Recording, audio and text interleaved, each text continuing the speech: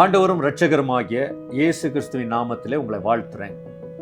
1 தீமோத்தேயு 6:6 பவுல் தீமோத்தேயுக்கு சொல்றாரு, போதுமென்ற மனதுடனே கூடிய தேவ பக்தியே மிகுந்த ஆதாயம். எபேசு பட்டணத்துல ஊழியம் செய்த தன்னுடைய ஊழியக்காரனாகிய தீமோத்தேயுவுக்கு அவர் அறிவுரை கூறுகிறார். ஏனென்றால் எபேசு பட்டணத்துல அநேக ஐஸ்வர்யவான்கள் அவங்க தங்களுடைய சொத்து சம்பந்துகளினாலே பிறரை வசீகரிச்சுட்டு இருந்தாங்க. ஆனா பண ஆசை எல்லா தீமைக்கும் வேறாயிருக்கிறது என்ற ஒரு சத்தியத்தின் அடிப்படையில பணத்தின் மீத ரொம்ப சாயக்கூடாது. பணத்தின் மீது ஆசை வைக்கும் போது அது விசுவாச வாழ்க்கையிலே நம்மை தடம் புரள செய்யும் என்ற ஒரு முக்கியமான சத்தியத்தை பவுல் சொல்றார். ஆகவே இந்த நாட்களிலே பணம் நமக்கு அவசியம். பணத்தை தேவன் நமக்கு தருகிறார்.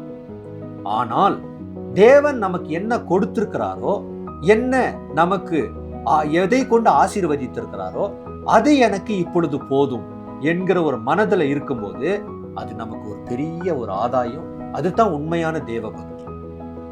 ஆகவே இந்த நாளிலே இந்த சத்தியத்தை விளங்கி கொண்டு, ஆண்டவரே என்னை ஆசீர்வதித்திருக்கிறீர், இன்னும் என்னை ஆசீர்வதிப்பீர், அதற்காக உமக்கு நன்றி ராஜா என்று சொல்லி அவருடைய சமூகத்துல நன்றி அறிதலின் பிள்ளைகளாக நாம் காணப்படலாம்.